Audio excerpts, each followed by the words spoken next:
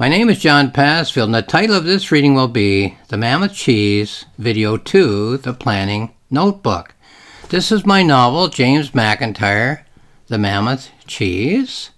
There we see a photograph, 1866, an historical photograph of the Ingersoll Mammoth cheese inside a container on a wagon, ready to go to the exhibition grounds. Okay, here's the summary on the back of the novel.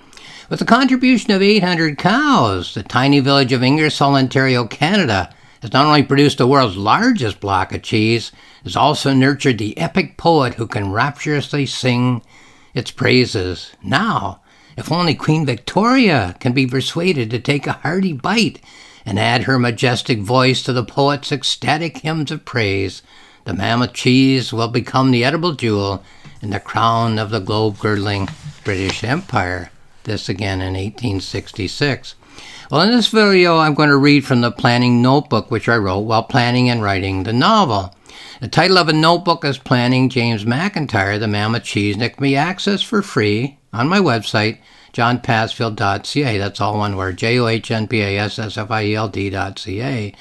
Covers a span of 18 years, from December 2003 to September 2021. From the first note on the topic of a potential novel to the completion and polishing of the rough draft.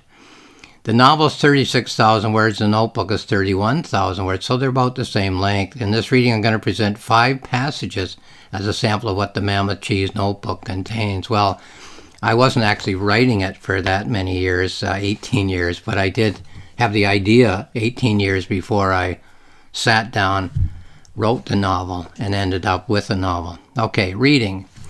So here's one passage that I've chosen from the planning notebook. I've been thinking about the topic for quite a while, but haven't recorded it. It would be a comic novel of aspiration about the town of Ingersoll and the poet James McIntyre and their achievement in creating and promoting the Mammoth cheese.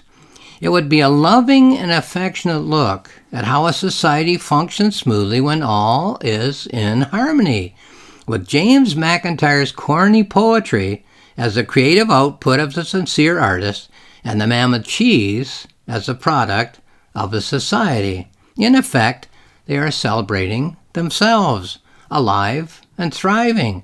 I would enjoy writing this novel immensely. I've already done some of the research. Well, that was number 1 in terms of passages that I've selected. Here's the second of 5 passages that I will read. I looked up information about James McIntyre, the Ingersoll, Ontario cheese poet, many years ago in the Hamilton Public Library. A few years ago, my wife and I visited the Ingersoll Cheese Museum, but it didn't add much to what I already knew about him. I must have notes on him in my files. When I get time, I'll have a look. Well, I never found those very early notes. The idea that he fuses his ideal life and his real life together in being a mediocre poet and remembering that he was received and respected as an equal by Keats, Shelley, Wordsworth, Chaucer, and Shakespeare, etc., is a comic parallel of the Emily Bronte concept that she is Cathy and she is Heathcliff. Emily-Cathy, Emily-Heathcliff, a fusion of the self and another character. You are what you imagine. This should work quite well. Well, that led to a novel, Emily Bronte, More Myself Than I, a novel by John Passfield. So, in a way, you couldn't think of 2 more dissimilar topics. James McIntyre, this writer of corny poems, and Emily Bronte, this amazing writer of Wuthering Heights and poems. But they both sort of fused together their real lives and their imaginary lives. Wondering whether to include in his memories his family and business losses of his later life. So wondering what would go into this novel, what would be the elements, which in this case I knew about him, should those go in, although they did happen a little later after the 1866 Mammoth Cheese episode. All will work out well, but this is early days yet in the concept and development of this novel. So that was the second passage that I've chosen. Here's the third passage from the notebook, the Mammoth Cheese notebook. I found a photograph of the Ingersoll Mammoth Cheese 1866 for a cover. So, of course, I've held it up already, but here it is again. So that is an historical photograph, 1866, Ingersoll, Ontario, Canada, the Mammoth cheese, okay, inside a container on a wagon. The whole idea is fascinating in ways that it wasn't when I first thought of this topic for a novel. It now seems to be growing out of my last 5 or 6 novels.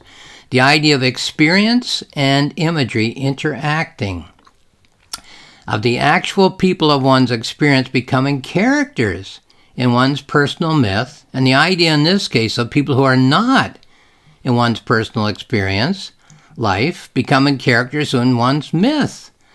Will Keats and Shelley, etc., be any different than Anne Shirley for L.M. Montgomery, or Cathy and Heathcliff for Emily Bronte? What is the point of James McIntyre being a grill parser rather than a Beethoven or a Keats? So a lesser talent artist rather than a great artist. Will his level of creative artistic talent make any difference to his subconscious ability to create a personal myth, a personal objective correlative, a personal idea pattern, the 50,000-word text of the proposed novel? Will his lack of talent be the point, or will it be irrelevant?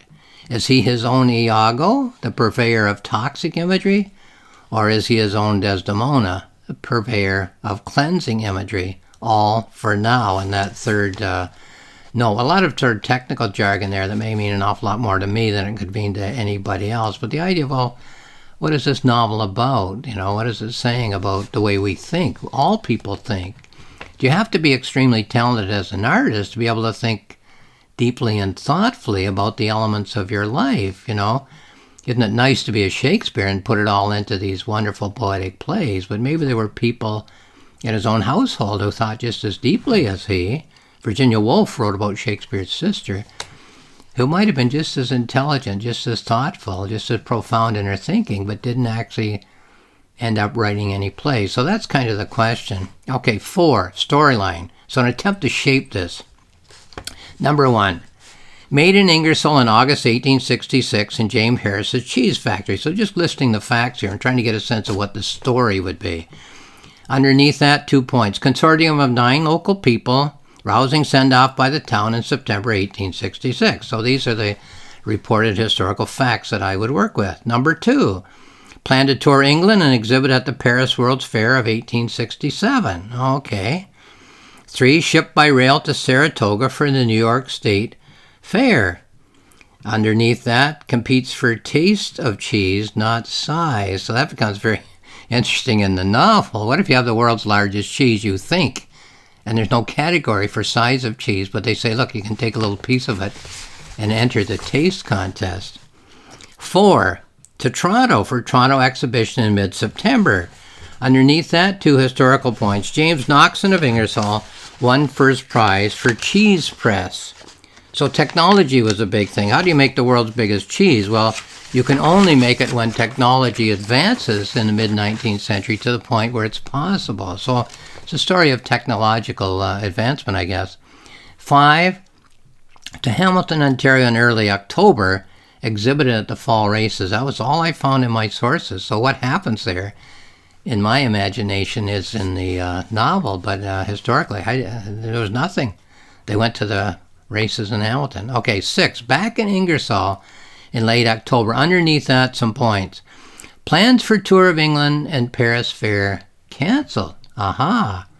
James Harrison Company offered shares to the public, planned to break up the Mammoth cheese and sell pieces on the market in England in 1867, which happened to be centennial year in Canada. So that's really all I had. It was exhibited in 3 places, Saratoga, New York, Toronto, Ontario, and Hamilton, Ontario.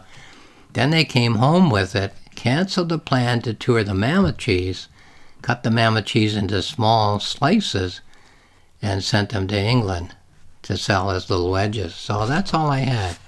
Okay, here was an attempt at a novel structure at that time, which didn't end up being the structure. Ingersoll, Ontario, chapters 1, 2, 3. Saratoga, New York, chapters 4, 5, 6. Toronto, Ontario, chapters 7, 8, 9. Hamilton, Ontario, chapters 10, 11, 12. Ingersoll, Ontario, chapters 13, 14, 15. No chapter 16, question mark. A lot of my novels have a chapter 16. Perhaps needs more information and more imagination. So that's the end of the fourth segment that I've selected to read in this video. But two elements there, I guess you'd say. The cities of exhibition, Toronto, Hamilton, and Saratoga, New York, and the city of origin, I guess you'd say, Ingersoll. So how many chapters of each? And how should they be interlayered was my question. I came up with what I thought was an excellent plan, if I say so myself, but it wasn't that plan. Okay, number 5 of these passages. I have to trust myself to imagine the perhaps comic or ridiculous imagery of this story and build it on a solid, believable base of a likable and serious farm community coming together in an enterprise which is designed to celebrate the community as it is and to promote the resources of the community in order to make it an even better place to live. As for the main character, we all lead both realistic, on-the-ground, prosaic, and public lives, and we all lead inner, imaginative, hopeful, dreamy lives with realistic but not perhaps probable dreams for the future.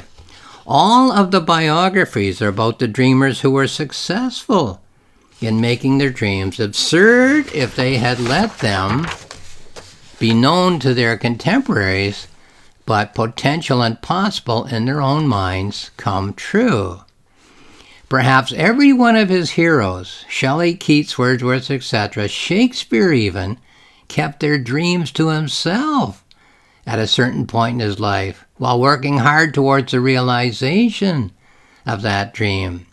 I don't want to pick on the historical grill parser, who seems to have had a reasonable career in music, but whom I first became aware of in the shadow of Beethoven, besides whom he struck me as a person with the same dreams of musical success, of musical transcendence, of musical fusion of the value of his experienced life and the value of his artistic life as Beethoven, while one was a musical genius and one was not.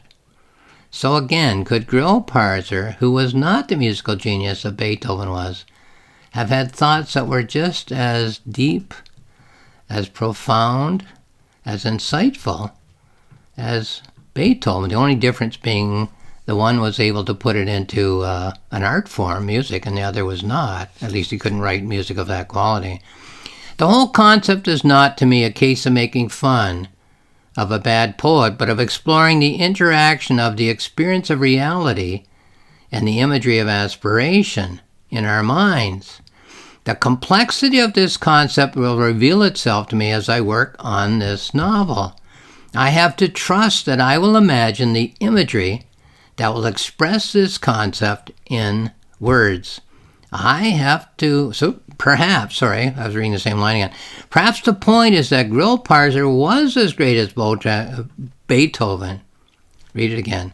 Perhaps the point is that Grill Parser was as great as Beethoven in everything but artistic talent, that all people are as great as the greatest artists, and that the great artists are as magnificent normal as everyone else, that the greatest of art is about everyone who has lived, is living, and will live on this earth.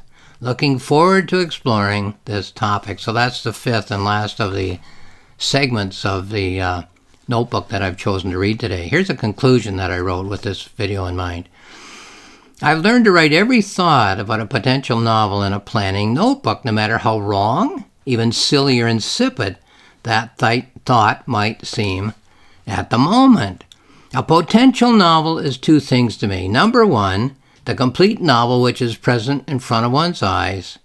And number two, the dim outline and fuzzy details that one sees as one peers at an unknown object in the mist. So the novel is there, just like a ship coming into the harbor, but the mist obscures it. You can't see it, but you know it's there. So we realize when we tell stories, such as a blind man touching parts of an elephant and thinking that he's touching a tree or a snake or some other object, we come to know the future novel by recognizing, as time goes on, the misunderstood elements for what they actually are. So as the ship comes towards us in the mist, we see parts of the ship. We gradually, of course, will see the whole ship. But we can't dismiss anything we're seeing. We don't know what it is, but we think it might be valuable eventually. I can read this notebook now and label items as being included in the completed novel and as being rejected for the completed novel, but I could not have done so at the time of the writing of this notebook.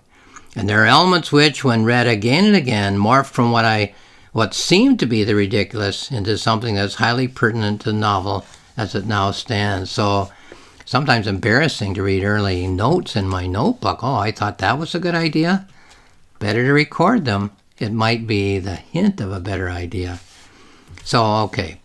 This journal can be accessed for free on my website. That's johnpassfield.ca, johnpassfield.ca. And I'll just say thank you for watching this video.